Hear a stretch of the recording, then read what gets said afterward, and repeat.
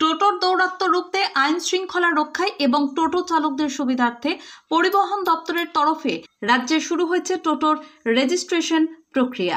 পরিবহন দপ্তরের উদ্যোগে ধূপগুড়ি পুরসভা এলাকাতেও শুরু হলো টোটোর রেজিস্ট্রেশন প্রক্রিয়া। এতদিন পর্যন্ত রাজ্যে টোটোর কোনো সঠিক পরিসংখ্যান বা নথি সরকারের কাছে না থাকায় দুর্ঘটনা বা অপরাধমূলক কাজে টোটো ব্যবহৃত হলে তা চিহ্নিত করা কঠিন হতো। এই সমস্যা সমাধানের জন্যই পশ্চিমবঙ্গ সরকারের পরিবহন দপ্তর টোটোর রেজিস্ট্রেশন প্রক্রিয়া শুরু করেছে।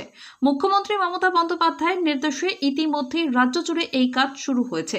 এই রেজিস্ট্রেশনের ফলে প্রতিটি গাড়ির মালিক ও চালকের তথ্য সরকারি পোর্টালে নথিভুক্ত থাকবে, যা রাজ্যের আইন শৃঙ্খলা বজায় রাখতে গুরুত্বপূর্ণ ভূমিকা নেবে।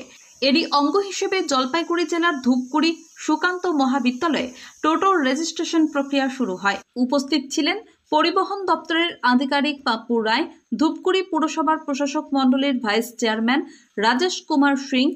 প্রথম 6 মাসের জন্য রেজিস্ট্রেশন ফ্রি এবং ট্যাক্স বাবদ টোটো চালকদের 1600 টাকা জমা দিতে হচ্ছে। 6 মাস অন্তর অন্তর রিনিউয়াল এবং ট্যাক্স দিতে হবে।